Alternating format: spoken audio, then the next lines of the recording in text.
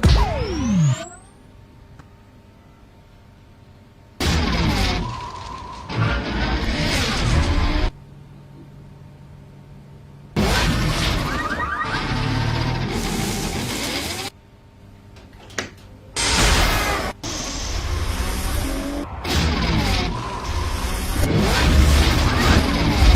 With Gamtel G-Fiber, now you can enjoy super fast internet in gigabytes. G-Fiber is affordable, stable, secured, and accessible to homes, businesses, and enterprises. With Gamtel G-Fiber, the future is speed. Gamtel, creating a brighter future in communication.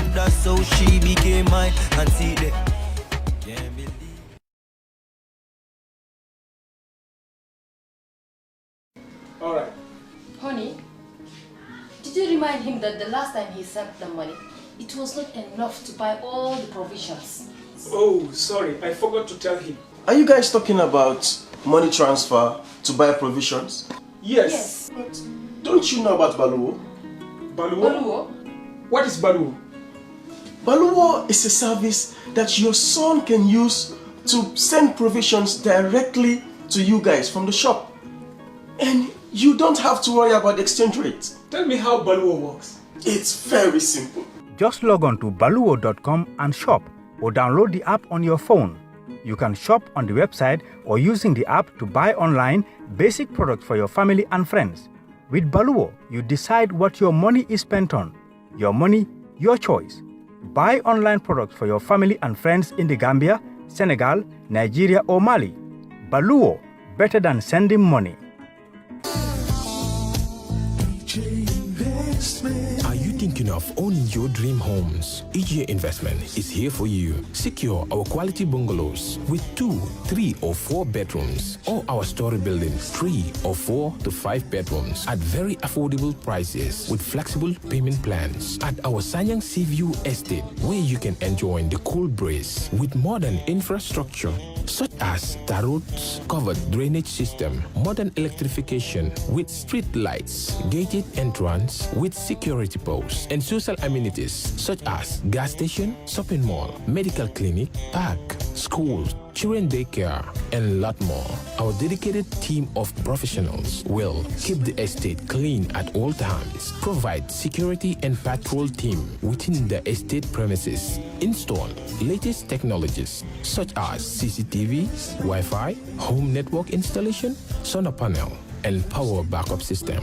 Also, check out for our additional home facilities and interior design service such as premium tiling, wall plaster, home landscape, fingerprint home lock, and a lot more. Visit our office at Senegambia Colley Highway and get a free site visit tour, or contact us on 4464838. WhatsApp us on 3259220. Or you can visit our Facebook page or Instagram on EJ Investments. EJ Investments, we are first in properties.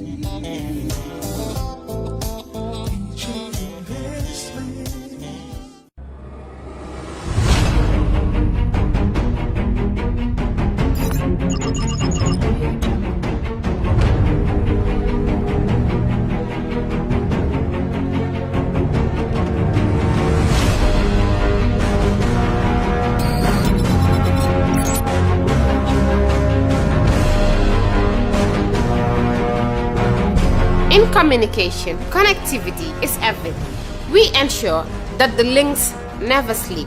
Quantities and qualities, all in our data service, providing efficient, reliable voice and data service. We believe if you're not up to speed, then you're going backwards. Communications have to flow as fast as the speed of light. Whatever business you're in, having someone who understands your needs is critical. That is why we just don't offer you technology, we offer you solutions. Enjoy Gamcel's internet broadband anytime, anywhere. Your national operator, Gamcel, Yaibaram.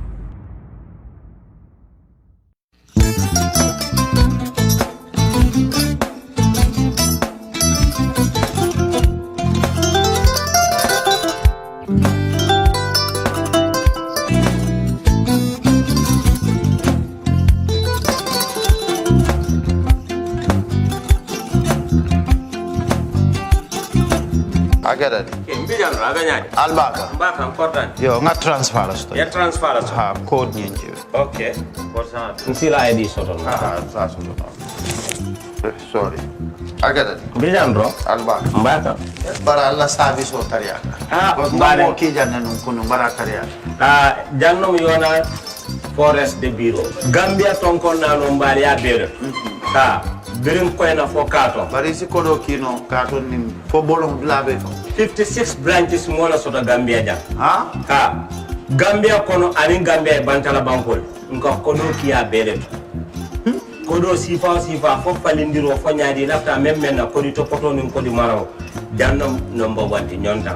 Andum fana nata anoda enterprise sotale. Wolam nyindi ko domorol fana kol fana be firale de dadi man domorol din fana beteata.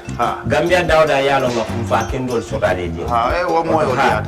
Apelenta baraka. Ni ma lafta nyelen kendol e bina. Yalo bu kanyi la ko la baraka ba. Yalo ndel chosano lo. Baraka.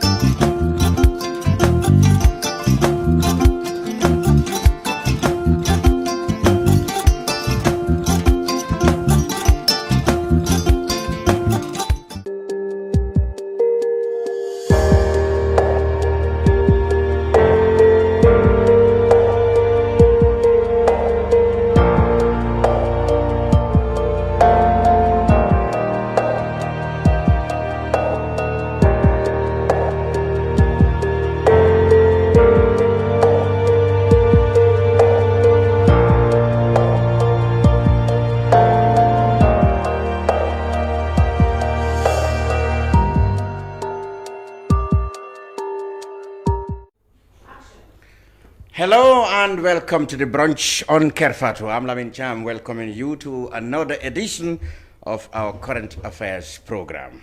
This week we will continue to discuss the aftermath of the defeat in the National Assembly of the 2020 new constitution, that is, if you like. Now we will of course take an angle. How does this affect the electoral laws, if there is any, as the government is now entering the election cycle? We will also discuss the minor cabinet effects or changes effected in cabinet in the last week. For example, we have an issue already with the case of the governor. Was it right or wrong to have him removed in the circumstances that we now understand? We will also talk about other issues, AOB if you like, within this 1.5 hour or so. So welcome back, sit back, wherever you are watching us from, and enjoy the brunch today. With me in the studio, on the far right is Joseph Colley. He is the Director of Communications and Training at the Independent Electoral Commission. Joe, welcome. Thank you. Nyang, the man with two surnames, but both names are familiar. He's an economist by trade, and he also a commentator on Gambian affairs. Demba Jawo is here. Demba Jawo is a veteran journalist, former information minister, and a respected personality in Gambian affairs. Together we will brainstorm over the issues I have just highlighted. So welcome, and thank you for joining us wherever you are watching us. This is the brunch, like I said, on Kerr Fatou, which comes your way every Saturday. Gentlemen, because there's no lady. Jawo already observed that we don't have a lady. Welcome to the brunch. Thank you. Thank you. Good. Now we go straight to Joe Colley. Joe, National Assembly members, or they refused to be called, all of them together, but 23 of them stopped the process of voting in a new constitution. And they also had their reasons, which many people did not agree, I must say. But how does this affect the electoral laws that you are going to operate on, if there is any? Thank you very much, Larry. As you can see, the electoral law was basically, it was based on the 1997 constitution, because this is a draft. So that was why we didn't base the program on it. So I can say, like, if it had passed, then it would have had a greater impact on the calendar. Therein we would have, you know, joined, the National Assembly and the presidential election. They would have been held on the same day. And then we have two other new elections. Elections like the special election of women and then that of the disability. So because if you can see in the schedule, you know, the number of the number of NAMs would have increased. Yes. So 14 women, and then we have plus 2, plus the 53. Now that this thing has not happened, we had already programmed for referendum. So if there is going to be anything any program that which will be affected, will be the referendum. Yeah. Okay. If nothing happens before the 5th of June, because according to even in our electoral laws, you cannot do anything major 6 months before a major election. So in other words, we are expecting presidential elections on the 4th of December next year. Right. So we cannot do anything major after June. Let me just take it that way. So that at least, because this is not only in the laws, but also is international best practices. So in other words, as far as you are concerned, it is only the possibility of a referendum and maybe women representative for more constituency boundary demarcations that are off now with the defeat of the vote. They are not necessarily constituency boundaries, because like if you look at the schedule, it's practically talking about the 53. The elections will be held on 53 constituencies, and then these ones will be representing women, not necessarily constituencies. No, I understand perfectly. Yes, All right, what are your observations, starting from Demba Ali Jawo? Demba, he's saying that virtually, in fact, the electoral calendar was based on the 1990 or the existing ones, rather than the new one that was defeated. So basically, it's only perhaps the referendum that may not happen.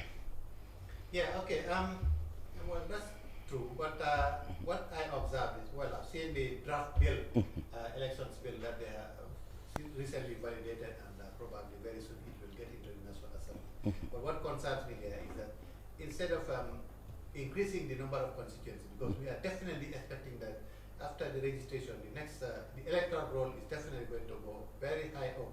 We will hit 1 million voters, if not more. I mean, I cannot understand why then we should have less constituencies than we used to have, because in the electoral bill, draft electoral bill that I've seen, I see that the constituencies are going to be 52 instead of 53. And a place like Combo North, for instance, has been returned as 1 constituency instead of the 3 that it used to be. Yeah. Well, probably. Okay, maybe that's yes, Joe, that's maybe drafting error or something, because the schedule, the way it is, because what happened was the bill was sent to us, so for us to put our input before it's sent out.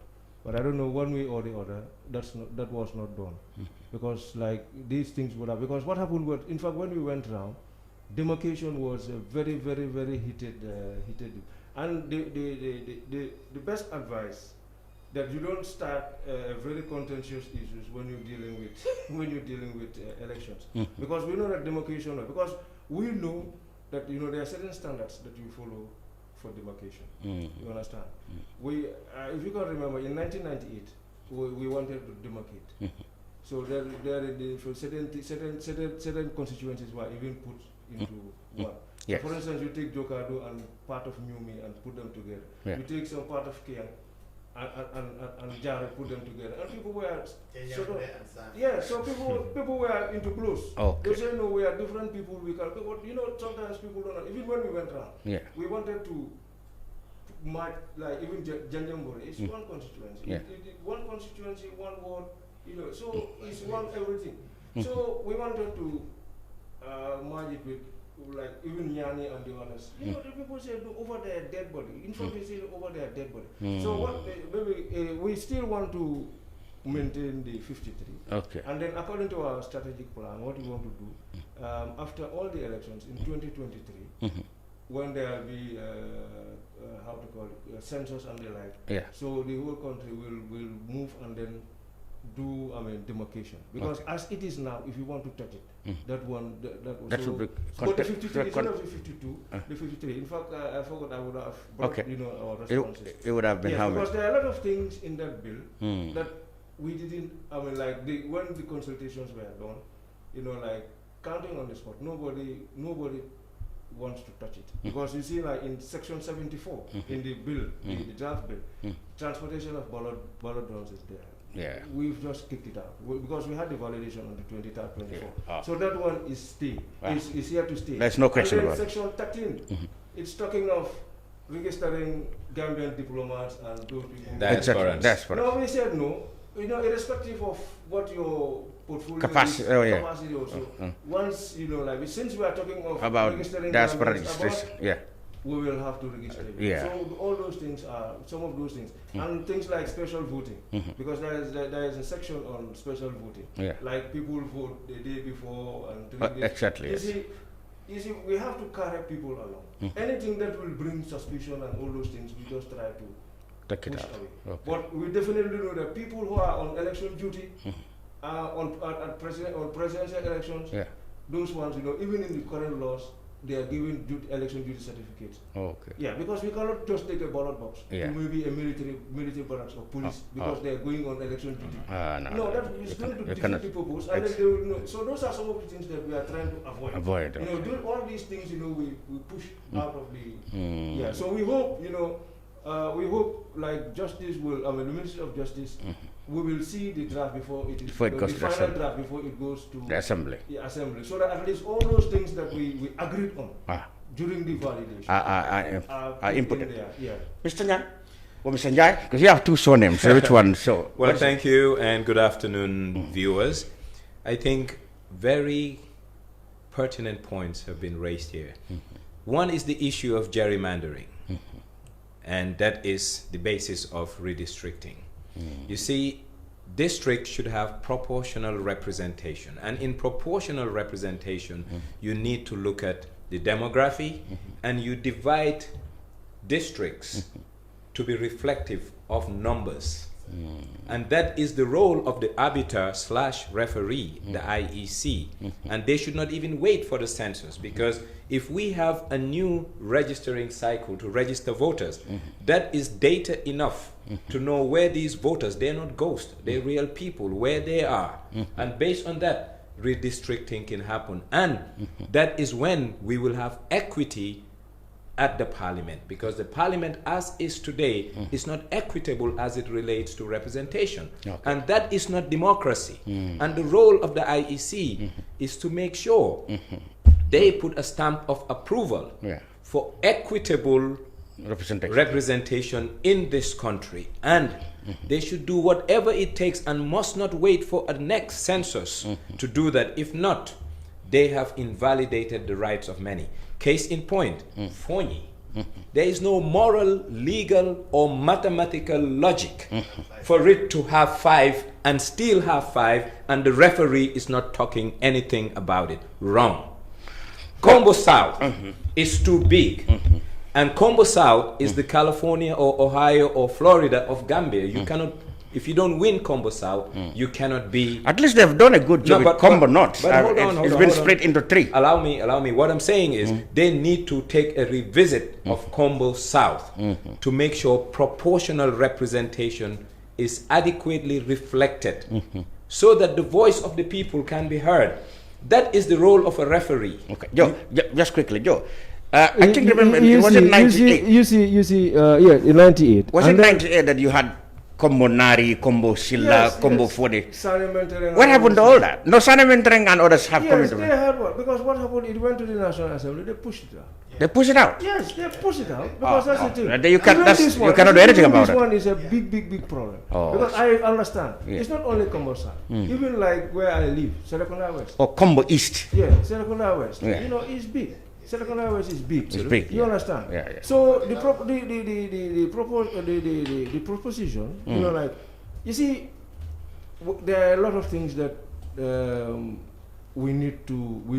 What I couldn't understand is we need to correct. Why do you maintain West because when you already split to East? I couldn't understand what happened there. Yes, because you see, when you go into the laws, there are a lot of things, like,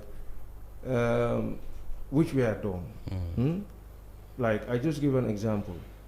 In 2001, when we began registering people, that power of interviewing people, yes, it was taken from it was amended. Yeah. Now the law says any document, any Yes. of the 4 documents you come with. In fact, it used to be 5. Yeah. 5 elders.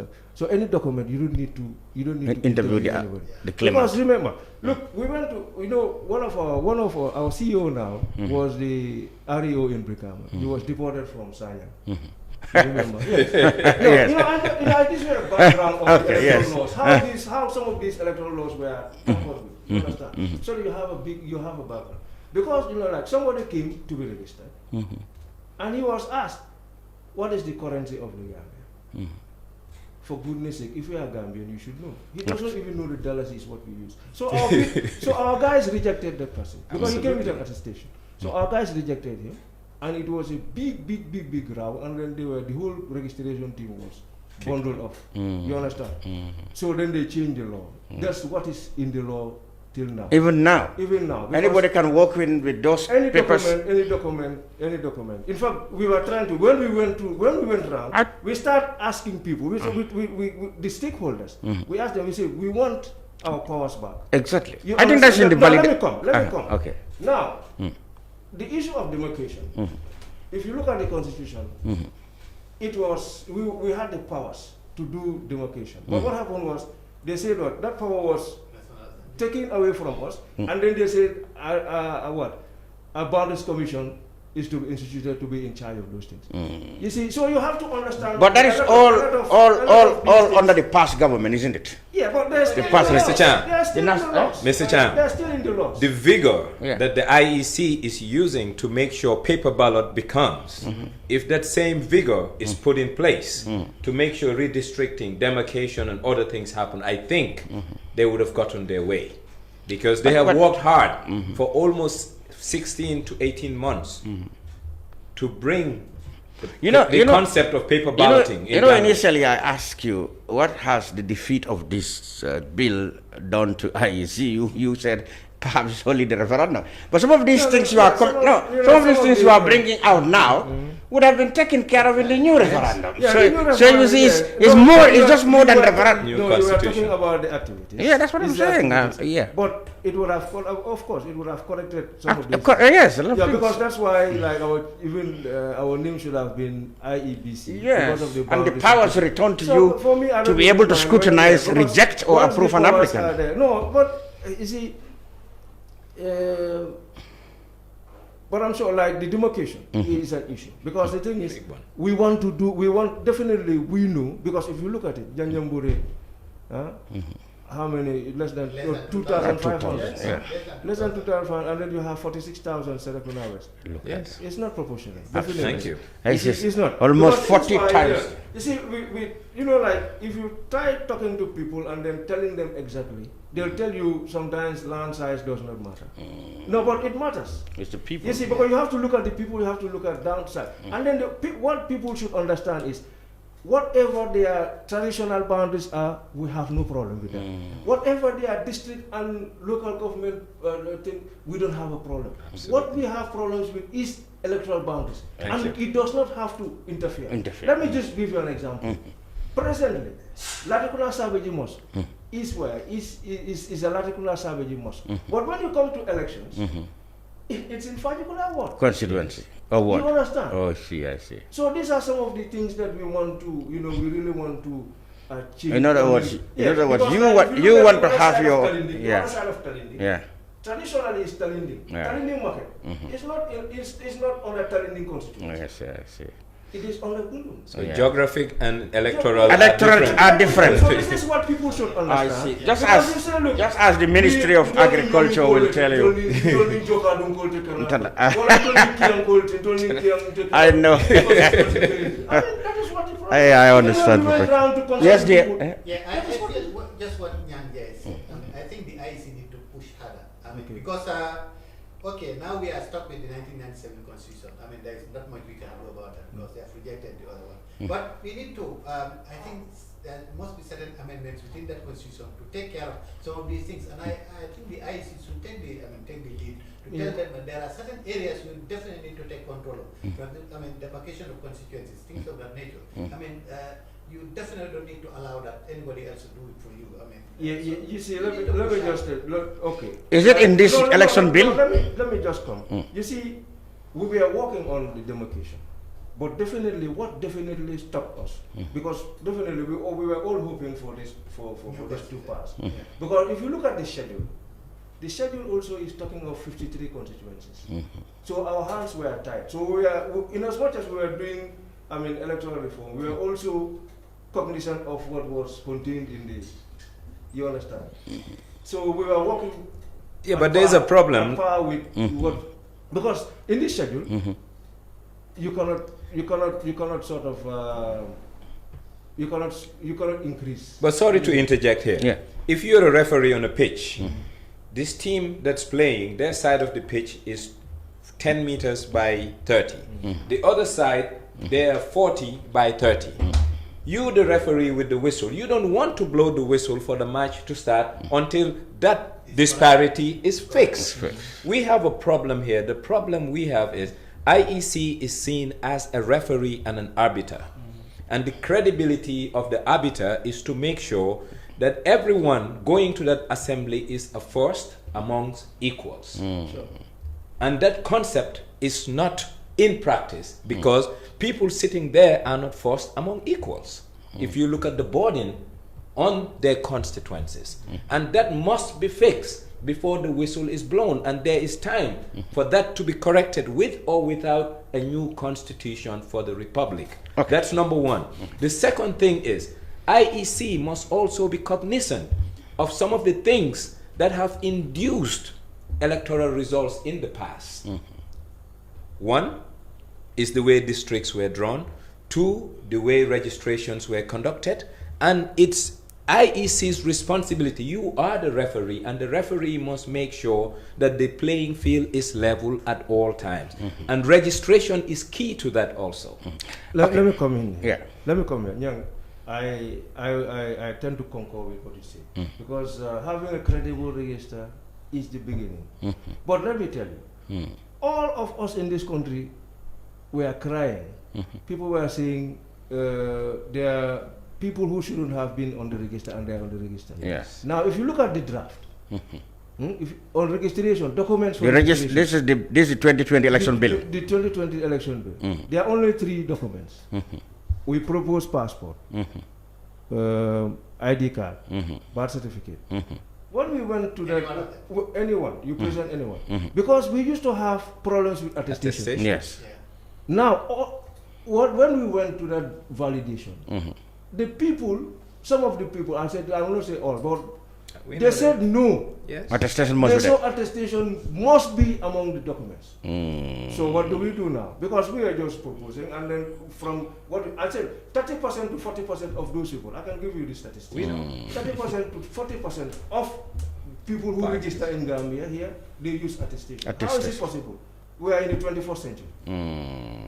But not only that. You know what they say. You know what some of the reasons that the political parties were saying, that people in the rural area. Sorry to say that. Yeah, I know. Okay. Their births are not registered. Yes, they don't have passports. Some of them are saying that they don't have money to pay $450 for. If supposing you have 3 or 4 in your family and those are some of the excuses. But there's a problem. So whose problem is that? We were trying to sanitize, but they want to bring back the attestation because what?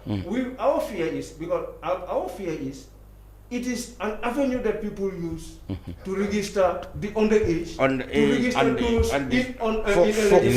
foreigners. You understand? So to speak. I don't want to say foreigners. But again, ineligible. Yes. Yeah, he is right. But not only that. Does it make sense that during elections, people go and stay at Gambia High School, people go and stay at the Friendship Hostel, people go and stay at the Wadna Beach to vote? What sense does it make? It means that is foreigners. These are I wouldn't say foreigners. I would just say imported voters. Imported voters who are ineligible.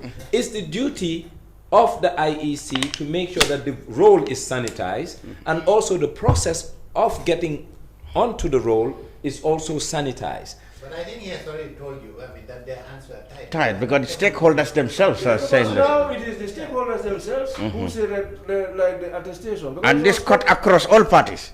So what can we do? That's what you can do. Okay, now, let's move on. So we are trying to sanitize, and then, there was no transfer. Now we're trying to bring back, because transfer also it's a problem. what happened was, it was misused. Mm. What I mean it was misused because there were a lot of what? There were a lot of how to call it unopposed. So what they will do is they may take people from Talenting, take them for instance to Jawo. I'm just giving an example. Yeah. Okay, so that they can take some people to Upper Salo. So that they can, because people have targets. Exactly, they have targets. So what do you say? What did you say about what is now on transfer now? It's the not possible. transfer is there. What we're going to do with more stringent measures, and then it's not going to happen maybe 2 months before elections or what. So maybe we'll just cut it off. A month or so. A cut off deadline. And then and then the other thing what we are going to do is just like the registration. You transfer where you are staying or where you are born. So all those things will be put in place. And then there was no deletion. So it was what? The deletion exercise, it was expired in 2015 because it's bloating the register. Okay. So we're trying to say, because if you want to have a good register, you have to update it. That was why, in fact, we were craving for continuous registration. And it was captured in the 2020. So that no deadline, no period, just you can register. As long as you are a fresh applicant, you can get it. Yeah, you get it. So maybe what we're going to do is maybe we just say first quarter, you go in to first 3 months. So that at least once you're deleting, you're also updating. So that at every time you don't disenfranchise people. I think on this area registration, I think the IEC should insist that everybody should be registered where they live, rather than encouraging people to also register where they come from. That is definitely It's suppressing votes and also not getting representation. And it's not a good reading. The problem is, for example, if you it's a choice. It's a choice. It's a choice. I was born at New Joshua, but now I stay in. That's where you should register. But that's where you should be. I would have been. That's where you have a house. I would have been worried if elections are held in different days, because I would automatically assume that somebody is looking to vote twice. No, you but I would have been worried with that if elections are held 2 days or so. But if you, you are in Canifing, if you really want to vote in Choya, you register in Choya. It's not about wanting. No. The man lives in Canifing. Should be registered. He wants services in Canifing, and he wants to hold someone accountable in Canifing and not in Choya. Exactly. But what about if he's interested in more? That was done deliberately. You see, political history is very good. You need to understand political history. Let me tell you, when I was a very, very, very, and I must say was, a very active DOI supporter, when we used to volunteer to attend registration of voters, we compiled, polling agents, we compiled these things. And some of the issues, we raised there was the lack of definitive and correct address in Serakunda particularly, always give rise to fraudulent registration. Because if somebody said, I'm living in Bundum, where in Bundum? Where on earth in Bundum? I was born in Bakote 50 years. When Bakote was not born. So some of those things you would have thought that by now, those things would have been really eradicated, but they are still there. But I think Gambia is a country, it's a work in progress. But in as much as it's a work in progress, I think we are duty bound, all of us, the citizens and the people we entrust power by way of proxy, such as the IEC, to make sure that there is an evolution from where we were to a better place. Exactly. And in doing so, we need 3 things. The courage of conviction to be disruptors, to say this must change because it's not good, just like the marble. But in doing so, we need to make sure we have comforts to make sure it will not be abused. Yeah, to be frank, if there is any political party who have really strived to get our registration proper, should be DOI, because they made it a sacrifice, going everywhere in the country to indicate where there are loopholes for electoral fraud, even during the PPP regime up to now. I'm sure if everybody had really done, we would have, perhaps by now we would have conquered this illegal registration. But let's move on. One of the most important issues in that election bill, now that you have clarified that on the spot counting that people were worried, it's not an issue anymore. Discrimination that people were talking of, like just registering Gambian diplomats and all those are once you are living in this place, okay. Yeah, but we need to make that thing clear, because registration of, you don't just go and register in every country. I don't think we'll be able to do that. But what we're going to do is like places where you have a larger number of concentration of Gambians. Yes, we will do. And then they also must try to endeavor, because there are certain documents that they should have. Not people like I just give an example, my own cousin who is a Liberian now. Yes. Yeah, because that was Sukur. You understand? Yeah. So these are some of the things that I think these are some of the things that we're going to grapple with. Yeah. So because maybe some of them wouldn't want, because maybe they are undocumented, they wouldn't want to come out to register. So are they going to vote on the same day, the election day? Yes. Okay. That is why we're going with paper. Exactly. Yeah, that's what I'm going now. One of the things is, and that's a problem now, is you are hell-bent on introducing paper ballots, even though most people don't agree. Who said no people? Who said more people? Most people don't agree. Most people don't most agree. people are not convinced. They are convinced. Because the reason why they are not convinced, we are not sensitized. All right. Tell me the feedback. Okay, tell me what was the feedback among the stakeholders?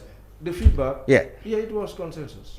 They said paper ballot should come. Yes, it was. If I ask people in the street, they will say no, it's too early. Let me tell you. Imagine taking ballot boxes to the United States. Very good, Jawo. Jawo will come to the point. I will tell you the viewpoint. Look at with what Nyang has said. That was even when we are going out. That was the condition. Proper sensitization, so that we can convince people. Yes. So that is why we say this is what, because our clarion call at the IEC has been, election is the business of everybody. Yes. It's the business of everybody. So everybody, I used to quote the former chief of Jokato, Jim Farmajo. We used to have workshop and they say, Colley, Monday, Diguma Angale, Wahamna take holder. He doesn't even say take holder. I'm not a take holder, and I still remember that. Yes. So every Gambian has bat. He's still alive, is it? He's alive. Yeah, he's retired now. But you see, I still remember that. Colley, and this is what he told me at Tendaba, I will not forget it. So it's everybody's business. And more so the political parties, because they are the sole burden, they are the major beneficiaries for election. Because they are the ones who win and go into positions to become presidents, National Assembly members, mayors, and councillors. Because they are the major beneficiaries. And I want to assure, I'm saying this on behalf of IEC, we are not going to do anything in the dark. Whether it's paper printing, when we agree, the design and everything, it will be in consultation with the political parties, and everybody will know, and then everybody will come on board so that we mount a vigorous voter sensitization, wherein people will go down to the grassroots to show people how to do these things. Because I know maybe Nyang has a problem, because we were discussing about Sierra Leone. Sierra Leone in 2007, and you see, sometimes it is not, we think that it is the people who didn't go to school who make mistakes. But sometimes it is. I'll give you an example of what happened. Instead of ticking or thumb printing, some people will write, I love you, on their candidate. So who will do that? Somebody who was not going to school. And that's an invalid vote. It's an invalid vote. But as long as he does it, as long as he didn't write it on other ballots, it's only one. He loves you. That should count. But the instructions are very clear. Yes. That is to tick it. Tick or thumb print. But you just go and write on your candidate. I love you. I love you. You are the man. But it's because of sensitization.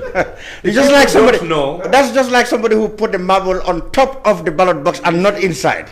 Obviously, you know his choice, but it's not in the right place. Yes. So you don't count. So what we are going to do, what we especially like, I know like the civil society, most of the civil society, they have what they do.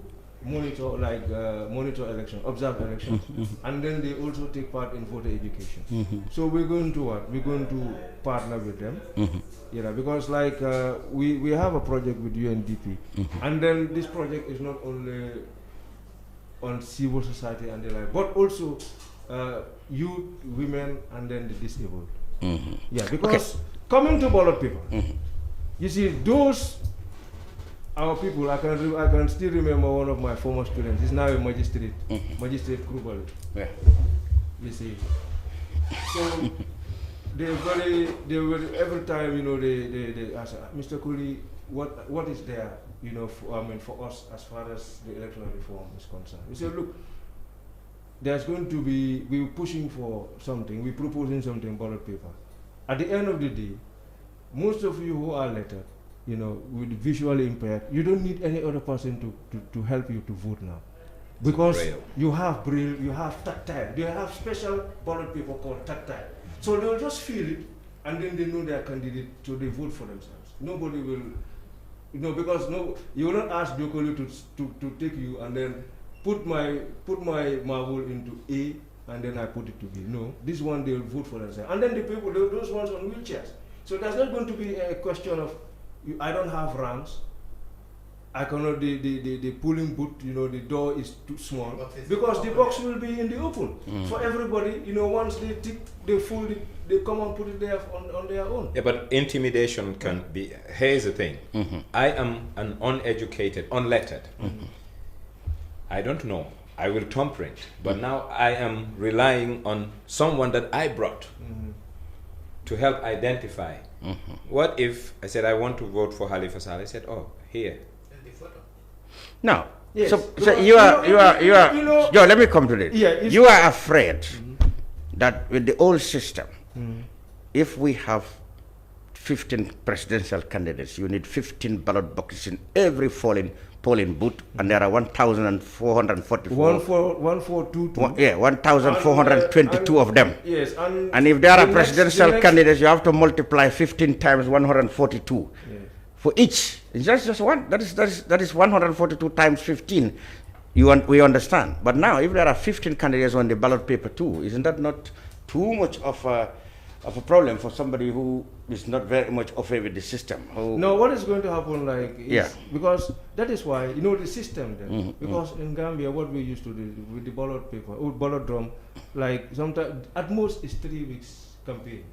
But here now, the nomination, you know, there's going to be a big gap. Yeah, because you need to prepare the ballot paper. Okay. You need to arrange how they're going to be printed. And then the people, the political parties and the candidates will have dummies, because they will already know the number. You know, yes.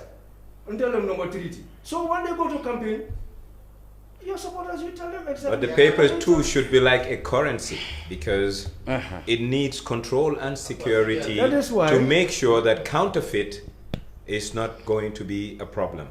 There are two things with technology, and that is one, electronic voting, sometimes a company that you procure.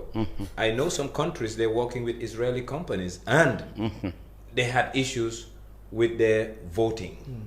Now, I know countries that are using paper, and they made a mistake of giving it to companies without having security features on the paper. So these are things that we have to be careful of, so that our paper will not be replicated. Now, who's going to provide those paper? IEC, of course. Provide you with. Who is going to provide the ballot paper? It's an election material. Yeah, it's an election material. IEC, so of course. Yes, but definitely what is going to happen is like, as I'm saying, the political parties and the other stakeholders, is always, but the primary stakeholders are the political parties. We will make sure that they accompany us. What I mean, even if we are going to print it in country or out, I'm just giving an example. Outside, when they're coming, you know, when they're coming at the airport, we will all know exactly how many have come, and they will be. So it's a whole lot of. They have to be serialized. Even to sanitize the registration. What we have done, because previously, attestation, people used to use any paper. But what we have done, we have taken that burden off from the alkali and the people. So we have serialized even the form. You know, like we used to have, because if you look at even this. So it tells you it is the Elections Act that they just gone to this draft. Okay. Because it's talking of counterfoil, still Counterfoil. talking of counterfoil. Those days when we used to do laminate and Yeah. photos and things like that. But you know, we have moved on. So now instead of the counterfoil, we're going to use what is called claimant form. Because when you go to register, you have to get. So all the claimant forms are serialized.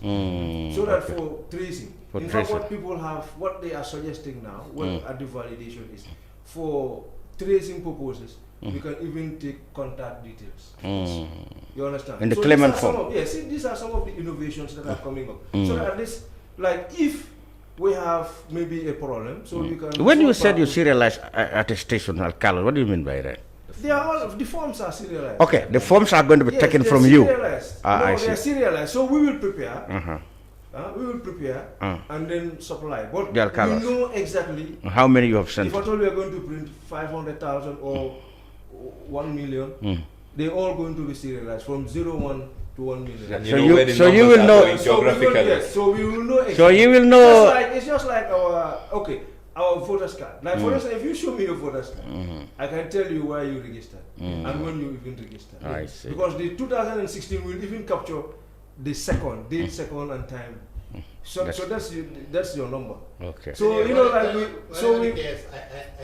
Yes, I'm still convinced that we definitely need to migrate from the Stone Age. So, you know, Yeah, but Jawo, it doesn't. No, Jawo, I understand perfectly. I understand. No, as much as it has its limitations. Exactly, Jawo. But it's not all. Jawo, I disagree that. Now, Jawo, I agree. Jawo, it's not so simple. It's not that simple. Because we in the 21st century we should migrate from an age-old practice. If it worked for us. The Americans are fond of saying, yes. if it ain't broke, don't fix it. Don't fix it. But if it works for us, now what is this? Let us make sure we move with a speed that we can sustain. What I fear avoid is, a problem. What I fear, Jawo, is that we may end up having more logistics with this paper thing than we thought the marble would have brought for us. Look at this serialization, accompanying people to know how much, in case there might be somebody who might counter. No, there's a lot of concerns. These are all what I mean. These are all measures for transparency, safety measures, and then for more. You see, election once you have your stakeholders, and then once you don't have problem, you don't have suspicion. Okay, let's do it. Let's do a demonstration. 5 minutes. Let's take 5 minutes and do a demonstration in the studio. Okay. There are 15 presidential candidates. I come to vote at the polling station. Who's going to give me? Are you going to give me the whole of the 15, or are you just going to look at the 15, tick one in public, or what? No. What is going to happen? Yes. It's just going to be the same procedure. Opening of polls, instead of having different ballot drums, you have only one ballot box. Yes. And the presiding officer will show everybody that there is no. It's empty. It's empty. Yes, I know that. And then, it's glass. Now, when I come to vote, I'm just giving you an example. Then they seal everything except the mouth. Okay. And then they call. So, for instance, like you. I'm in the queue. I'm like number one in the queue. Cham, then you call. All the polling agents will have their registers. Likewise us. So Lamin Cham, they look at your number. Lamin Cham is this is Lamin Cham. They tick. Because what we do now, the register, your photo is there. You understand? Yeah. So they tick. Okay. Yeah. Then you move. Then they give you what? They give you a ballot. Where are they giving the ballot? Everybody else is it's an open paper. It's you haven't chosen anything. It's an open paper. Open paper. Then there's going to be an enclosure. Okay. For you. Yes. To go, you'll be there, you and your God, and then you look at the 15 candidates. You tick. Like with their pictures. With their pictures. Because the pictures are the most important thing. Symbols and colors. Yeah. They'll be there. Then you tick. Because whatever the case is, for instance, I even if I cannot spell the name also, but like the color of my party is black. So I know, so I just tick or I thumbprint. Then you fold it. Yes. Then you come out where everybody is. Yes. And then you drop. You drop it. Inside. You drop everything. All of them will be in a one single place. Yes, okay. Because you have one seat. You okay. see the system they have in Senegal. Okay. Because I see Senegal. The system they have in Senegal. They have each candidate with their own. Which is so the what problem. you do is you take, for instance, 15. Yes. You take all the 15. And then pick one. You drop all the rest. 14 and you just take one. Yes. That one and this one you envisage. Which one is? But this one for us, we just want to pick one. There are different systems. Yeah, There is because one where you have the whole sheet with all the different candidates. Yeah, it's a column. Yeah. And then you just choose the one you, and then fold the paper and put it there. yes, Okay, so yes, and then you do that. So Okay. at the close, yes, at that polling station. at the polling station, So the presiding officer then, because With- but with- before with you the- leave, with the agent. before you leave, Yeah, you're going to Ink. you're going to be inked. yeah. Okay. Okay. Now, what we are even going to do this time now, you are talking of those people, maybe like those people who will be aided to vote, Yes, the blind. if there are any. Even the ones that is going to accompany them, we are going to ink the person, so that you will not just keep on Helping other people, helping people. So we'll ink So you the can person. only help one No, disabled. for instance, like if you come to vote, we ink your right. Huh? Now, if you help somebody, we ink your left. Okay. You understand? So that you'll be able so to vote. that we will know, because we don't want people to make it a habit. A bit to be accompanying people. Accompanying people and telling them. Yeah, because they can be always. But you see, now with Now we have- information you coming see- out, I think You see, more and more in things the are coming. absence of information, the Yeah. rumor mill thrives, and Yes. the rumor becomes the reality. The poor job that has been done to date is that Gambians are hearing about paper ballot, and our concerns and fears haven't been allayed. Why? Okay. Because we don't know. We don't know. Okay, continue. Okay, the ballot is now in the distance. Now it's time for counting. It's now time for counting. Yeah. Now, what you do first, just like with the marbles, you count the ballots left. Oh, okay, to reconcile. Reconcile, because you do reconciliation first. First. Now, ballots given out. Okay, And ballots. Ballots. Yeah, the total. Remaining, Yeah. remaining and all those things. Tally them with the Yes. register. And then, you see, there's an advantage with ballot paper. For instance, you go to the cubicle and then you make a mistake. You can come back to the presiding officer. We call that a spoiled ballot. That one can be cancelled and then we give you another one. But how and when? Listen, that is before you cast your vote. Yes, before you Ah, cast that's it. right. That's the advantage. That's right. Yeah. That's the advantage. Okay. For instance, you make a mistake. Yes. You can come back when then we can I make said- it. We can take it. We make it. We cancel that one. Make it a spoiled one, and then give you another one. I see. But we cannot give. But once you vote, That's it. yeah. Once you vote, when we are counting, it becomes a void one. I see. You understand? So that's the difference. So when we come to voter education and the like, so we will explain all these things to people so that Okay. they will know. When- So when we count, when we come to counting, like for instance, you first sort because this one, like, you know, those one like the marble is already sorted out because they are in different drums. But this one, you do the reconciliation after you pour out the papers and then you sort out. What I mean by sorting out, for instance, all of for the four of us are candidates. Like the presiding officer will hold the paper like this. Lamin Cham, On this side. while this- the polling agent, the agents are all there. Joseph Colley, This side. this side. Demba, Jawo, Njie this side. until Until all the candidates, all the votes are finished. when you verify. Then you've already done your calculation. Then you know exactly how many ballot papers should have been in the box. Then you start. So if you have issues of no, this one is rejected, and then you start At that place. Yes. So you have to agree because sometimes it depends on like sometimes like the degree of the Marking or the thumb printing. It may split. More towards the other one. Yeah. So sometimes you just sometimes You have to verify. Yes. Okay. And then you count. And when we count, we count with Lavin Cham first. Yes. Everybody counts Lavin Chams. And then Nyangs. Not other people are counting Jawos and not other. Okay. They count. I see. They count Lamin, Nyang, And then you record.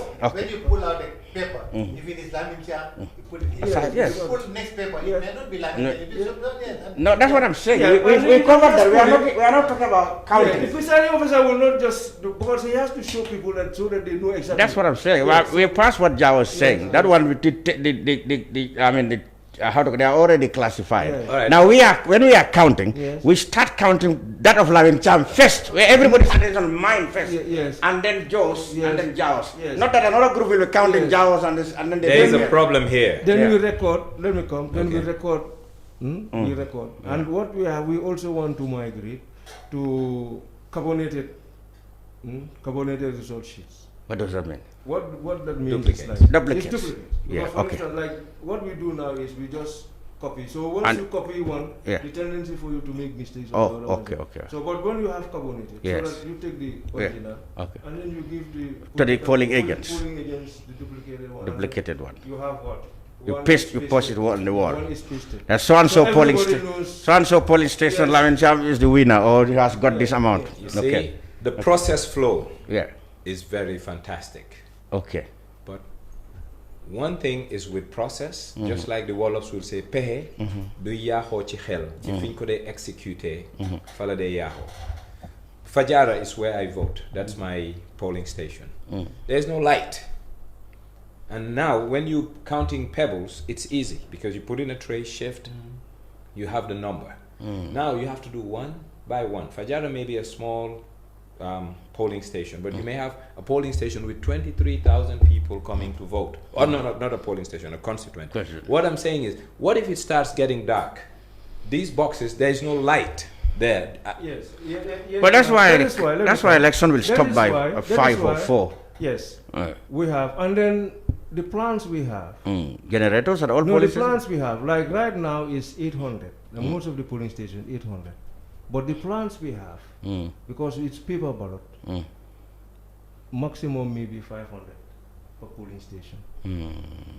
You know, so that's the difference between a polling center and a polling station. I see. A polling center, that's collation center. Maybe the location, but you may have different polling stations in a polling center. Yeah. So for instance, you have 2,000 registered here.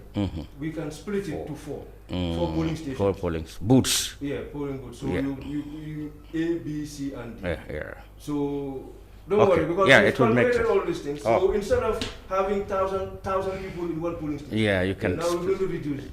So we'll have more polling stations. You see, we'll have more polling stations so that, like from 8 to 5, we'll be able to make it. Oh, fantastic. Yes. Okay. Well, the idea here is to balance concerns of the people migrating to this thing, which one is much suitable for Gambians now. And I think, now how would you be able to really carry out an adequate sensitization of people? How? I think what matters from my observation is picture, number one. I think that should be the number one identity or sort of that you should promote in your campaign. Picture of a candidate. Because, some people may not even know. Picture and color. No, color can be a problem. That can clash and that can. Picture and symbol. Symbol too. If there are too many now, too many. They don't mind much about color. Color is a picture. Yes, I think picture is picture and symbol. Symbols, if there are too many, can also clash. But I think what you should promote. We have here. We have what? Well, the last time I heard some people saying that you gave them gray and then silver. No, that one is color. That one is color. Oh, that's color. Yeah, okay. Symbol there are holes and some this holes. How to call it? Horse. Brooms. That's brooms. The political parties will have more I money. think picture. The brooms not coming this time around. Political parties will have more money because now we're not going to ask them to bring us there. Now we have pictures and symbols. So they are the ones. The digitized one. Exactly. So they're not going to spend much money on. As far as the presidential is concerned, that might be much easier than parliamentary because the presidential candidate would have been very well known in terms of their portraits, more than parliamentary or. No, parliamentary you have what? For instance, I am Janjambure in Janjambure. I don't have much problem. People will recognize. I can campaign every day, even if I want 5 times a day in campaign. I think. Yes. Yeah, that's exactly. Yes, they will have to do it, so you know. Yes. And they will sensitize their people.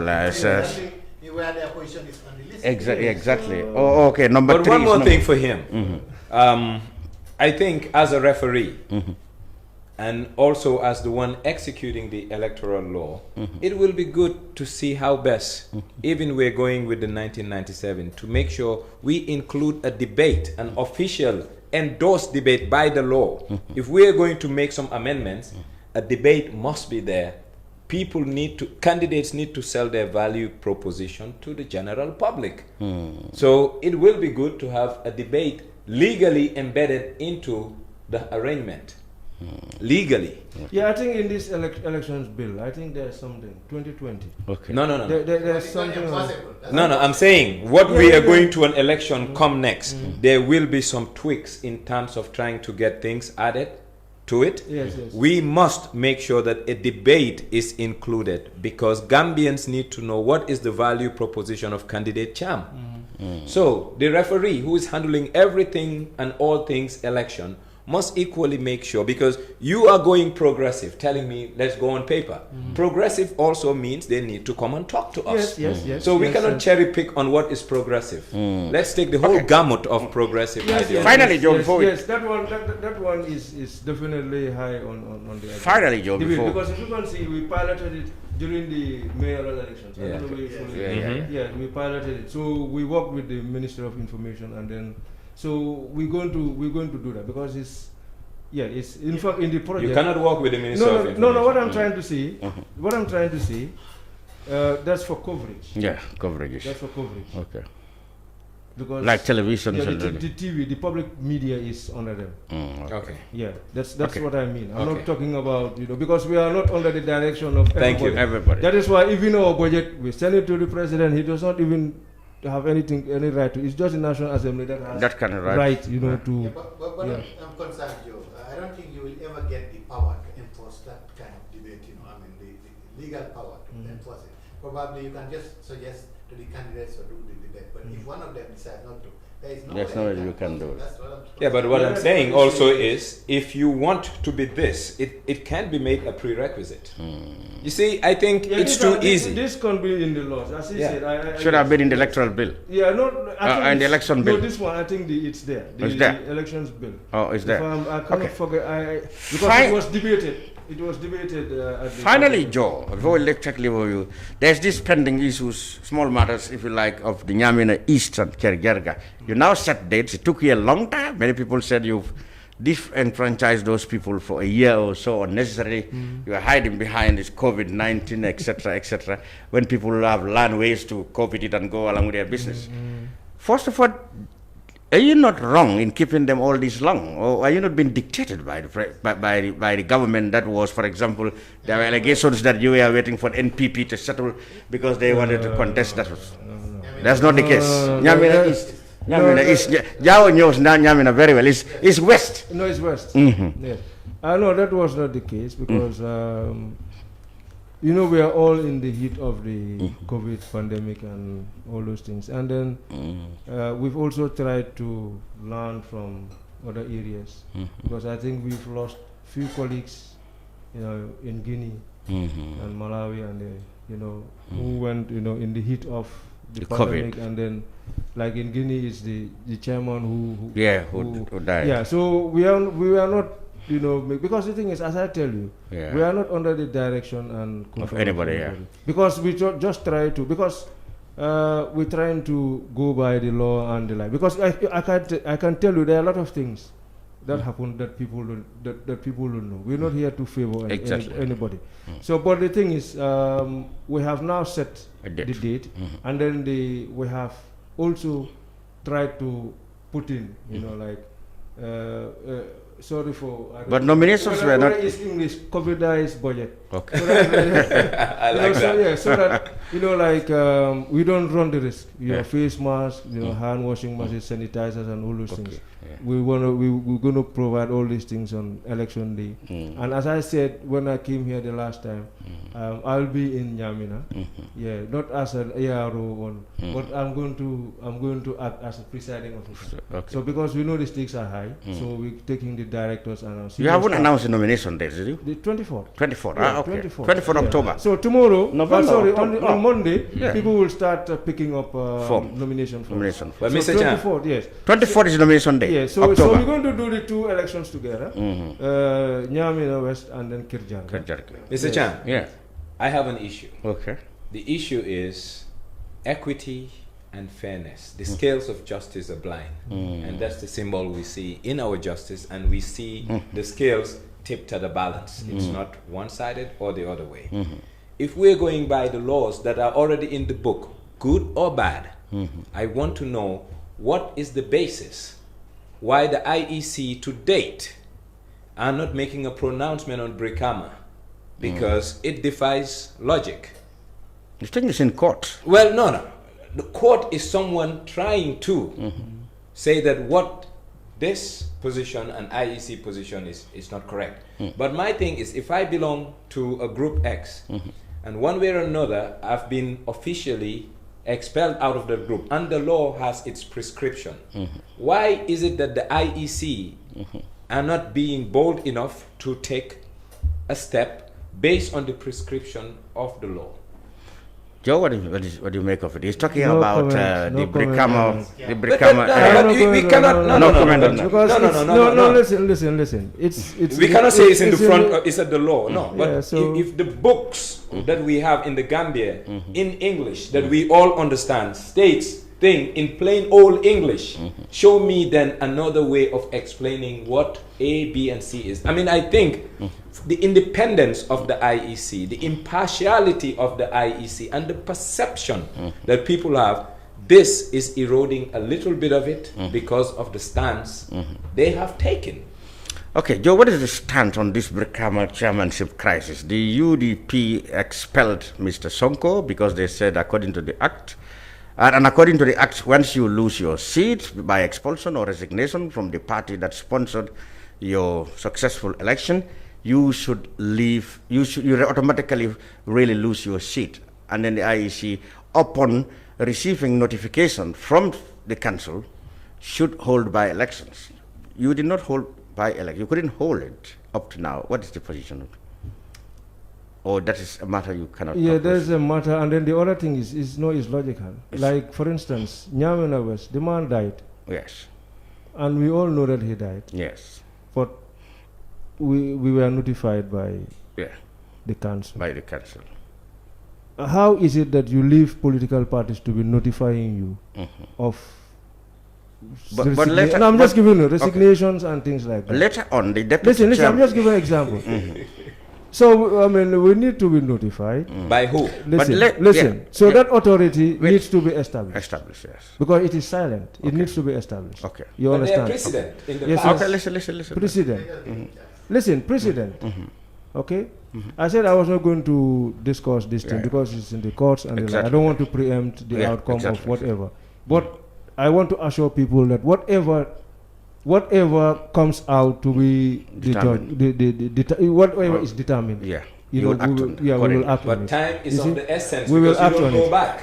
We will act on it. All right. So allowing allowing something that is contested, not to have an immediate resolution, is as good as endorsing the status quo. Justice is denied. You were very clear on this thing, so I cannot understand why. You have denied justice as an institution because time is moving. We have not denied and this man will elapse. The time will elapse, and it will be a nulli prosecution, not necessary anymore. We have not denied anybody. All right, you have in the eyes of we the people. All right, finally. Yes.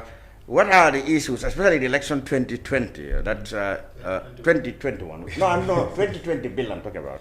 Election bill that people had misconception about that you think you should clarify here. Finally. I think we've talked about the counting on the spot. Yeah, I think that one is clear now. Yeah, and then we talked about discrimination. People were talking of discrimination. Being discriminated against. Yeah. Yeah. So we're trying to make sure that like our brothers and sisters in the diaspora take part, because like even in the elections act, you know, like it is there that we may make rules, you know, for Gambians abroad to take part in the presidential elections. Yeah, that is there. So I think the other technicalities will have to work, because a lot of them are embarking on Section 39, you know, franchise. But Section 39 says that you have to be registered in a constituency. So we have 53 constituencies. I don't know which constituency we're going to we're going to give them. Maybe the 54th one. The diaspora. Yeah, diaspora. So maybe and then of course, you know, like we have to look at, you know, also Section 88 of the. I know we have the, because I went to when we're dealing with when we're doing the study tour on diaspora voting, I went to Cape Verde, and they have that. So they have the American constituency. Yeah, the British. Africa, European. So they have, so we're looking at all those things. Okay. Because in as much as you want to do that, you also have to look at, like Section 88. Like it was amended from 48 to 53, and then now it's 53. So like we have to look at, these are all technicalities that we have to look at. Okay. Because whatever you do, it's going to be another constituency. So you have to do some amendments. Thank God, Section 88 is not entrenched. You can change that. Clause, Okay. So you have to look at all these things. Right now, people are free to either register the place where they live beside or the place where they were born. These people in the diaspora also were born. I know, but they have to be registered in the constituency. Well, that's interesting. Well, why can't you say what he's trying to say? They are born. Okay, I live in Washington D.C. But you are born I was born in Kerr. So I can register in Kerr. Put them on a Kerr. Well, that's they're covered by law. That will be when he's living in London. In China, he can choose to register Colley, and then what will happen? See, interpretation. So instead of creating new constituency for them, they can register the existing ones where they go. But that'll be a problem now. But I have a problem with that. That will fit. I think the diaspora as a group are one of the most important groups in Gambia, and there are two things that we are not grateful of. Politicians collectively, when they're in need, that's where they stretch an arm to go and get money. Generally, the public, keeping household going, tuitions and other things, it comes from there. But collectively, as a government, we are not giving them their dues. And their dues is not to just lump them into existing constituencies, is to give them their standalone constituencies so that they can be an interest group that can fight for an interest not only in Gambia but where they live and what they want in terms of support from our government. It looks like the Of course, I think the stakeholders is definitely.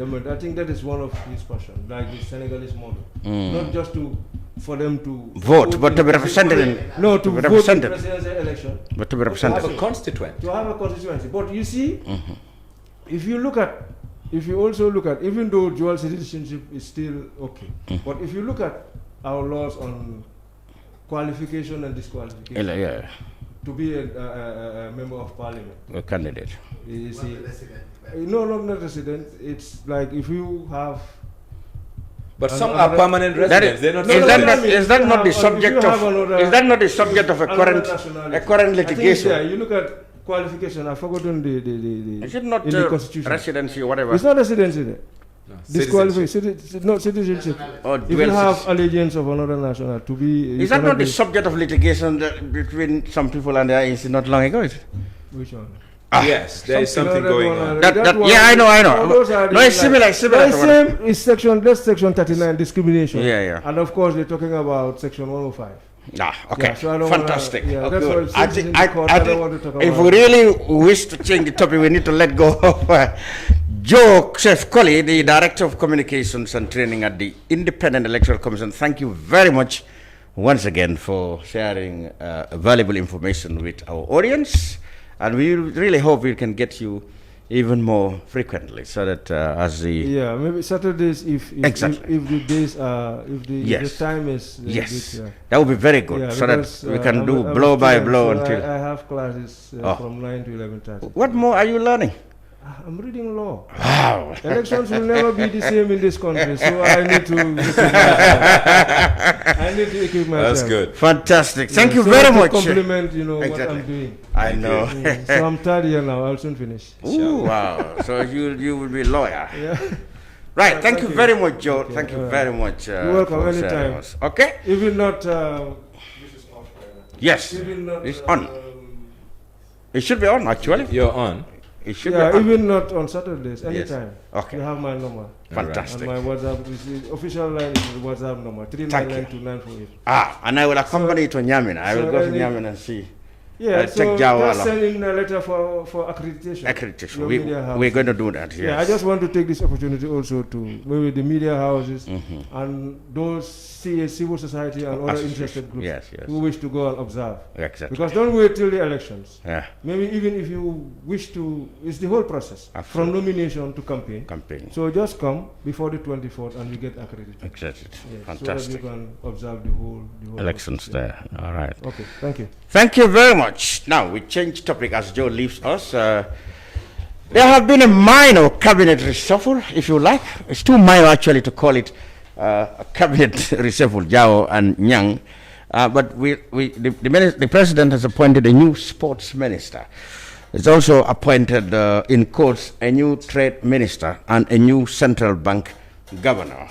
First of all, let's begin by just looking at the cabinet reshuffle. Is it a strategy by the government to position themselves to be able to be more connected with the youth? Also, because the youth minister in Hadrame Sidibe was recently, at loggerheads with youths over, for example, alleged interference in the affairs of youth matters. For example, the controversial sacking and later reinstatement of the executive director of the National Youth Council, that comes to mind.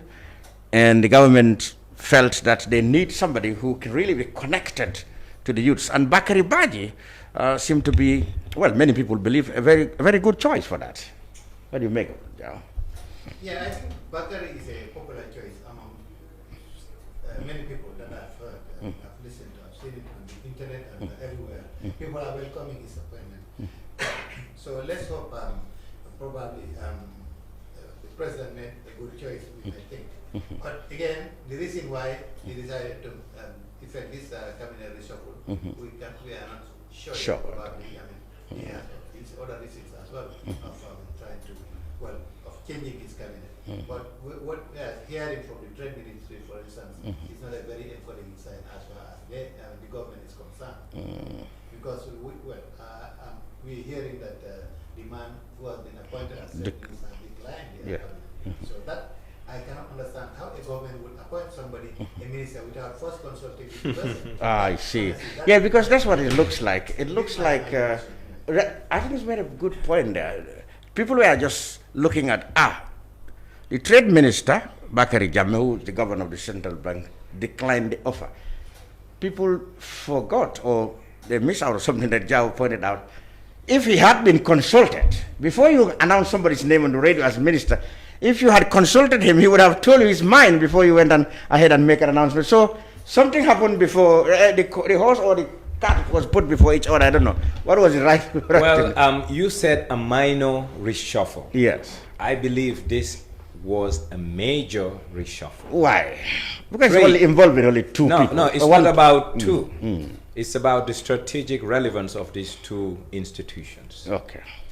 Trade is what this country has been known for pre and post independence. Trade plays a big component of our economic survival. And I'm sorry to say, and Njie is never shy to speak his mind. The person that was serving wasn't fit for purpose because statistically we haven't seen significant improvement in our trade portfolio. That is the one that has just been changed? Or yes, albeit COVID and everything, I think he didn't add value to the position and the portfolio and the sector. Most of the time was finance ministry and the health ministry that were no, what I'm saying, trade during the COVID. So the president making a change in trade, for me, was not only welcome, but timely. Because Gambia is about to get on the verge on a road to recovery. And you cannot get onto a road to recovery without a robust trade policy and also a trade policy that is sensitive to your current predicament. Okay. Bakari Jammeh, the current governor, was a former colleague of mine at the Ministry of Finance. One of the best econometricians this country has produced. One of the best guys in terms of statistical analysis of the economy. Now at the governor's office. He is very fortunate that he is relying on the 2018 Central Bank Act, which is stronger in terms of creating the independence of the office of the governor. Yeah. But there are two fundamental problems here that has brought the office of the president in disrepute. One, it is so shameful that the letterhead of the president will carry a pronouncement only to be rubbished by rubbished by someone else and relying on a section of law that protects him. It shows that there is incompetence at the office of the president. It shows there is laziness at the office of the president. It shows there is disregard for the rule of law and governance. And kudos to Bakari for standing up and say, I have a contract and I want to see my contract to the end. Okay. And here, Jawo, you have been through this. What normally happens to the appointment of cabinet ministers? You were appointed before you were called, or you were consulted? How did it go? How did they go about it? Well, of course, I was consulted. So if you had declined, it wouldn't have been announced. That's what I expect. I wouldn't expect somebody to be consulted and then the person declines and you still go ahead and appoint the person. It definitely means. So it means that Jammeh was not consulted to be given. Apparently, that means. That's what it means. I cannot imagine him being consulted, agreeing to it, only to decline it later after being appointed. That's what I feel. There's two things. FYI. But when they are relieving, they don't consult with that. That one, they don't consult. They don't. Cabinet appointments, yes. You serve at the pleasure of the president. He doesn't need anyone's permission. Okay, but at least the way I am looking at this, yeah, people are not understanding the role of governance architecture and governance infrastructure. If you understand the role of governance architecture and governance infrastructure, you need to read acts, things that make up the laws. How can this person be moved from this place to the other place? The governor is not a civil servant. He is not under the PMO.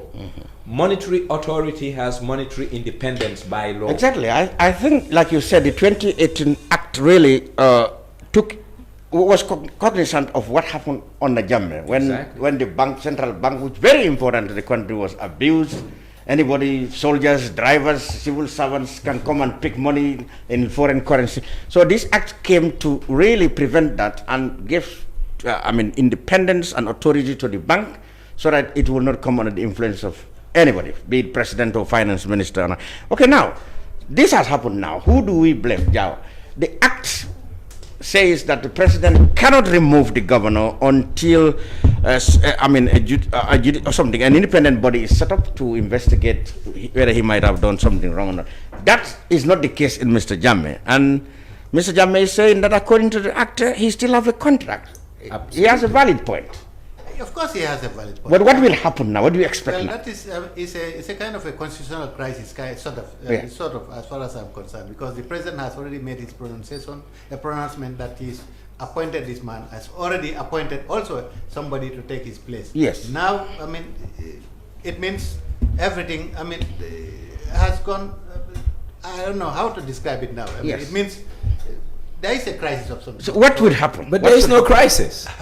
A crisis means there is a legal impasse that needs interpretation. Exactly, that's what he means. Stevie Wonder and Ray Charles, who are blind, even if you give them a braille, they can read and understand that the Constitution had the Central Bank Act made 3 provisions. You have to set up a tribunal headed by a legal person. And what is the trigger for the tribunal to be established? 1, he is incapacitated and cannot carry out his function. 2, he has a conviction and a felony for that matter. And 3rd, the bank is bankrupt. Yeah, but what I mean These by 3 crisis, thresholds are not met. I think it's credibility crisis as far as the Exactly. Okay. But not legal. So what should follow, do you think, gentlemen?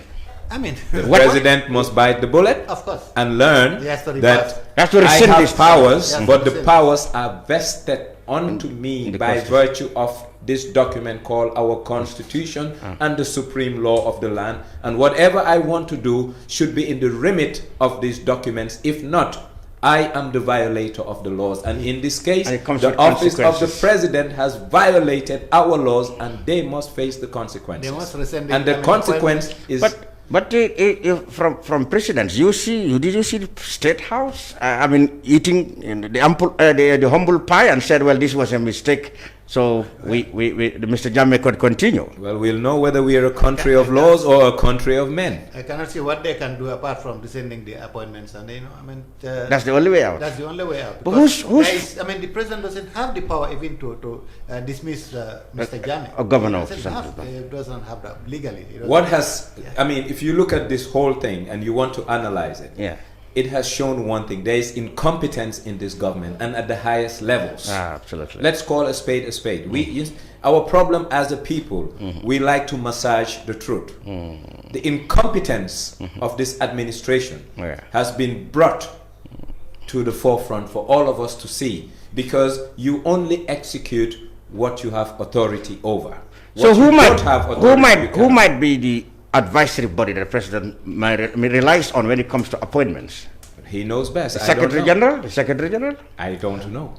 He has presidential advisors. I don't know. Yes, a lot of advisors. A lot of advisors, even appointments.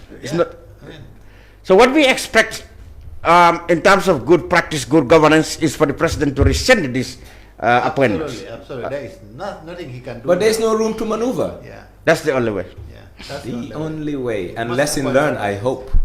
Lesson learned. Maybe he can appoint that Boa Sedito as a trade minister instead of governor of the central bank. For the governor of the central bank, definitely there's nothing he can do. But what happens if, for example, well, I know the central bank should have authority, autonomy, independence, and etc.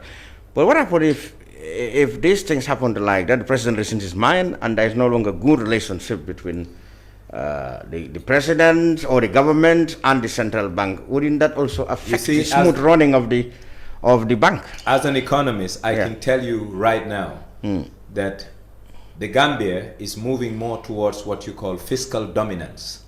What is fiscal dominance? It's an over-ambitious expenditure of public funds. Why am I saying this? We have seen the Nyomi Hakalan got an advance payment of over 200 odd million before the road was constructed. And that whole road is going to be locally financed, meaning donors are not going to come up with it. And the likelihood of us paying those contractors by way of taxation are very slim to none. Therefore, we are going to resort on deficit financing, which is borrowing at the central bank. So a strong monetary authority may not be something that will help the fiscal dominance position of the government to continue. And secondly, we are entering into an election year. If you look at the medium-term expenditure framework of government, which should guide our budget preparations, we are preparing budget 2021, and let's see. By the way, the president announced another $250 million for COVID recently in this current tour. That's already passed. Because it's part of that is part of the supplementary. Yes, but the president made a pronouncement that needs correction. And what is that? I am giving $3,000 to Gambians. He is not. Well, we are giving monies to our own self. Every politician will do that. It is at his time. It's during his time. No. Let this be known to all Gambians. Every politician will do that. No. It's very dishonest. When you say I, you're not talking about our coffers. Our coffers don't have the word. You can say, as Jawara said, my government. Well, if he said my government, it covers you, me, and everyone else that has. That's part of this going concern. When he say I am not part of his going concern. But when he say we, I am part of that going concern. So that $3,000 is, he needs to make a clarification. The government of the Gambia is giving out $3,000 to vulnerable families in the country. Okay. And not President Barrow. Thank you. Maybe opposition politicians will pick that up. But finally, do you expect any more cabinet realignment or repositioning as we go to elections?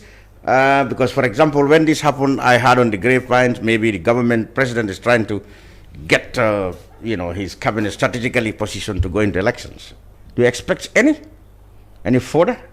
Well, personally, I'm not expecting any further maybe alignments. Of course, he needs to find a trade minister. That place is still vacant as far as this situation is concerned. But I'm not sure whether he's thinking of any further, reshuffle or whatever. I mean, before the next election. It's possible because he has the prerogative. It is entirely his prerogative to sack or appoint anybody he wants as far as the cabinet is concerned. And I'm sure that is maybe one of the reasons why the executive didn't even like the 2020 election act, because that was imposing some kind of restrictions on his right to appoint people. Because then the National Assembly has to vet. And I'm sure they didn't like that. So that must have been that's part of the reasons that they opposed. Well, I foresee one more reshuffling, and my predictions are it will come within the natural resources space. Yeah. And they're talking about agriculture, forestry, etc. But I foresee that within the coming weeks or months. Finally, the CRC, that is the body responsible for drafting this constitution, whatever, said it's in a coma, it's not yet dead. Are you people hopeful that there can be a way that this bill can be represented to Parliament by government? Or apparently government is coming on a lot of criticisms and credibility question that people are thinking maybe they will have a rethinking about bringing it back. Do you have any hope? Well, it's a possibility that this bill can be resuscitated and then brought back to the National Assembly. But I don't expect this administration to do that, because they have already made up their mind, and it is very unlikely that they will ever reconsider their position on this matter. Probably next administration, whoever who is going to head that administration, one thing. But honestly, I think it's a good bill, and we just cannot allow it to die like that. Could it be that it is just this opposition to, when should the two-term thing come and the powers that, Parliament will get over cabinet? Could that be only the two issues that the cabinet or the government allegedly not interested in the bill? This goes beyond that. Goes beyond that. The reason why December 16 was important was to see the death of the Second Republic and the birth of a Third Republic. You cannot have a birth of a Third Republic without a constitution, an instrument. And this particular president campaigned vigorously on ushering a Third Republic. Third Republic needs a new constitution, number one. Number two, the word Stonewall, and the way it is known historically, especially in the US, is exactly what this current administration did to the Constitution. They were the sponsors that took it to the Parliament, but they destituted their own sponsor, meaning they made the draft Constitution to be an orphan. No one championed the cause of the Constitution to the people that they needed to convince. And history will judge them wrong, and they will pay for what they have done, because this, some people will say it's not treasonous, but I think this is the biggest letdown any group, entity or person has done to the aspiration of the greater good of Gambians. It is definitely a policy failure on the part of the government, because this bill was part of the government policy that they were bringing in a constitution, and then suddenly somewhere along the line then they orchestrated somehow its downfall. So it's well, that's what the opposition politicians allege. You agree with that? Like I said, I am not blind. I have eyes to see. Exactly. And I have a mind to think. And what I have seen is that at the 11th hour, when this bill was about to be made an orphan, the president could have interjected and gave a national address and said, "This is my position." But he did tell the Gambians his position on the bill, and silence is consent. But his spokesman, rather one of his advisors said, "How can you blame the president for having a hand in this when he doesn't even have MPs of his party in Parliament? There is no NPP having parliamentarians in the National Assembly." I didn't vote for an advisor. I voted for a president, and he is the only one who can tell me what his position is. But doesn't it make sense that he doesn't have National Assembly members there, so he couldn't have... Well, he has renegades in there that are doing the bidding for him. No, I think it was definitely very much quite unfair, because they should have given the people the chance to get it.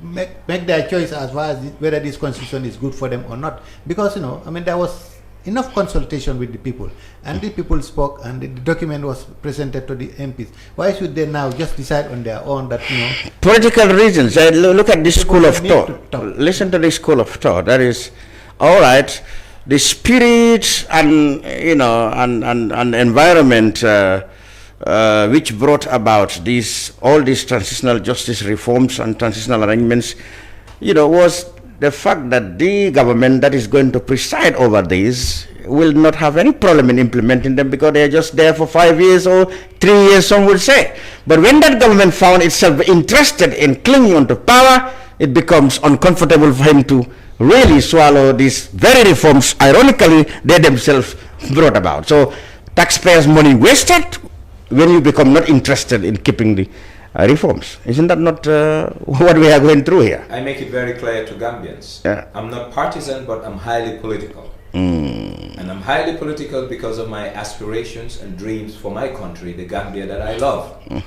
And right now, the way I am looking at it, the sitting president is the captain of a ship who has taken this ship to the middle of the ocean and ditched the ship there for his personal preservation and interest at the expense of us all.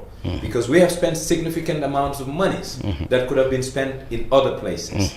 And it is a blow to democracy. It is a blow to the trust that we bestowed in him. There is two issues here, an issue of morality and an issue of legality. And morality should supersede legality because people should have conscience on what they do and why they do what they do. And history will judge him wrongly. Fantastic. Well, gentlemen, Demba Ali Jawo, veteran journalist and former information minister, and Nyang, economist and commentator on Gambian affairs. Thank you very much. And before he left, Colley was the director of IEC, whom we had to. So all three of you, thank you very much for sharing your thoughts on the brunch this afternoon. Until I come back your way again, Islamin Cham wishing you have a great weekend. Goodbye.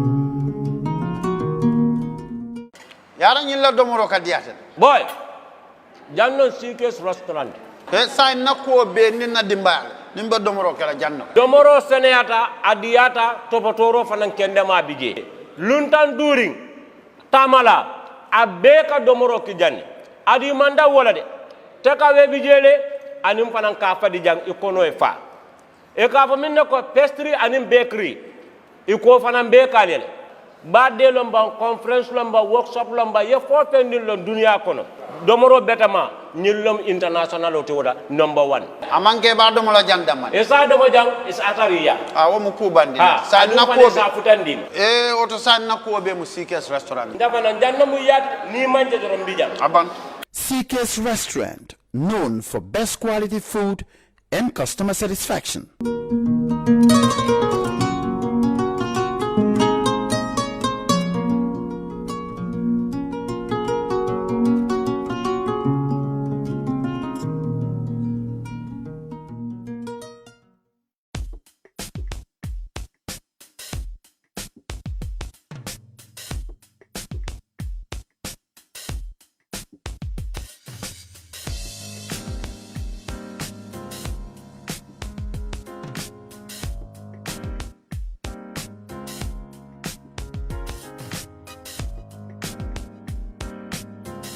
Miss B Designer Outlet is the #1 quality and affordable stop shop for all your needs.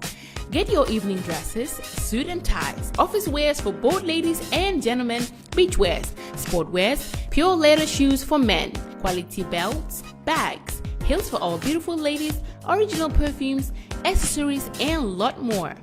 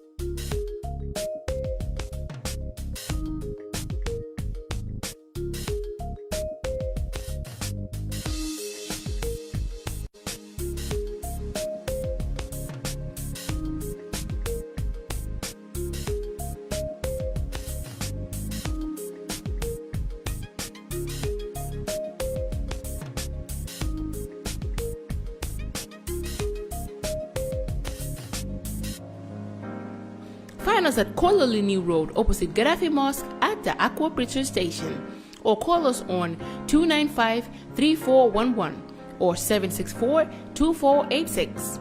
Miss B Designer Outlet. Shop right, look good.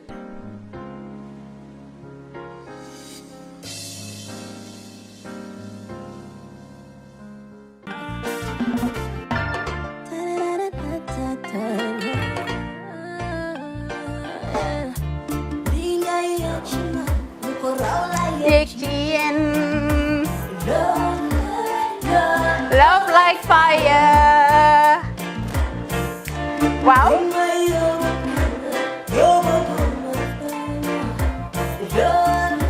Love like fire. Xam ngeen rek affaire bi xam ngeen fan la? Skincare la. 2020 lañ wax de. Wow. Fii nag mooy Kerr fan, Kerr zero tache. Perfect skin. Skincare saa su ne rek niñ ko dee defee rek. Loo lañ soxlaati rek. Maanaam bu ngeen am problème ci seen skin yéen xam ngeen fan la fii ngeen di ñëw suma xarit yeeg am di jàmm yi nga xam ne taas daf lañ sonaloon xam nga doon xeesal ba la ka xum éneew ma lañ ko nag waaye just in case comme ni ko gars yi defee rek en cas just in case loolu xew xam ngeen fi ngeen di ñëw skincare plus si yu baax rek la ñoo dox nag ay baax rek fu ne la ñoo dem ci réew mi di lañ indi rek nag products yu baax du Paris du Italie du USA du fi mu nekk nii sax boole nañ ci nag Sweden fu nekk lañ leen a indi les products bu dee tamit nag da nga ñuul rek ñu lay jamaa natural beauty that melanin dripping we do have stuff for you as well emuñ si skincare products rek ñu ngi ci cuub yi tamit fu ne la ñoo jaar in fact sax last commercial bi ñu defoon waxuñ leen woon dañoo dox ci ay kawar 9A grade rek nag waaw we do have bundles as well hair si lu ne la ñoo dox ñun ñu ngi ci rafetal jigéen rek luy taaral jigéen rek waaw boo leen di tukki tamit bëggoon that classic suitcase ñu dañoo dox ci ay Samsonite duñ dee indi any brand of suitcases though other than Samsonite comme li ma dee wax rek boo eggee airport dëri Samsonite dafa am nuñ laa xoolee waaw ngeen ne lan nag waaw skin ci moom la ñu gën a xamee nag skin care products ci moom la ñu gën a xamee ñu ngi dox tamit bentee tamit si ay dàlla man waaye man nag skin care mooy suma specialty xam nga rek jigéen bu sa xar kanam réglé loo def mu jag am nañ Patricia Reiner, Kiwi Eye, the whole range, Lighten Up Gold, Tomatine. I mean, the list can just go on and on and on and on. Lépp loo xam ne rek luy taaral jigéen la ci yooyu rek la ñoo dox. Skincare plus nag emuñ si Gambia rek ñu ngi United States ñu ngi Gambia fii ba pare bu dee yaa ngi anywhere in Europe mun nañ la ko mail within 3 days rek ñetti fan rek nga jot say diw emuñ si loolu rek dañ laa consult tamit balaa ñu laa jaay diw dinañ def a free consultation pour wax la rek exactly li nga xam ne moo méngoo ak sa kanam dinañ leen wax tamit ne rek am nañ perfumes, you know, fragrances, men's shirts, accessories. We do dresses as well. We do blouses. I mean, we do shoes. Name it, we do them. Skincare Plus 2020 is our year of perfection.